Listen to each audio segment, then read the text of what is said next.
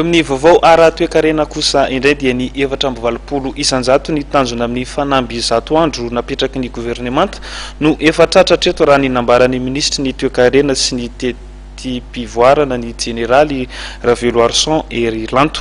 Mifandraika amin'izay indrindra dia andray fiofanana mandritra ny 3 andro izay natomboka androany ireo taleparitry ny ministeran'ny toekarena sy ny teti-pivoarana miisa 12.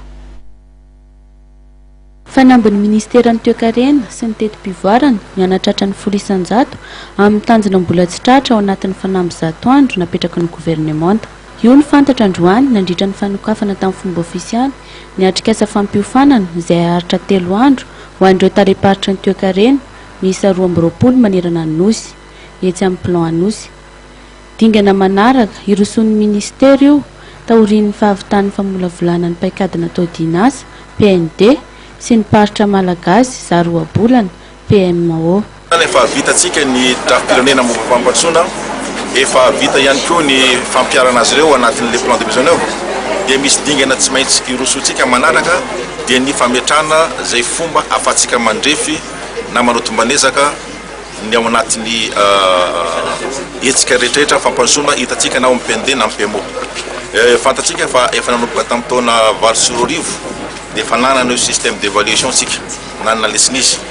Araka ma système d'évaluation azy dia natao mba hiasana ao anatin'le programme fampandrosoana nisy tamin'izay fotoana izay izy.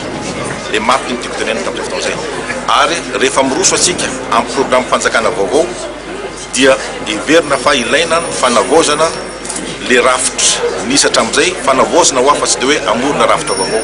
Dia efa niroso tamin'izany tsika efa vita ny fanitsina ny didim-panjakana mikasika an'io drafipirenena mikasika ny tombanezaka sy ny fizoana io dia tonga ihany koa ngamba ny dingana manaraka ampifantarina an'ireo tompon'andraikitra eny amin'ny faritra io rafitra io mba ahafahan'izy ireo manangana eny amin'ny faritra zay fomba ahafahany manatsara ny fizoina sy ny fanaovana tombanezaka ao anatin'ny drafipirenentsika dia noeverina fa ilaina zay fahaiza-manao zay.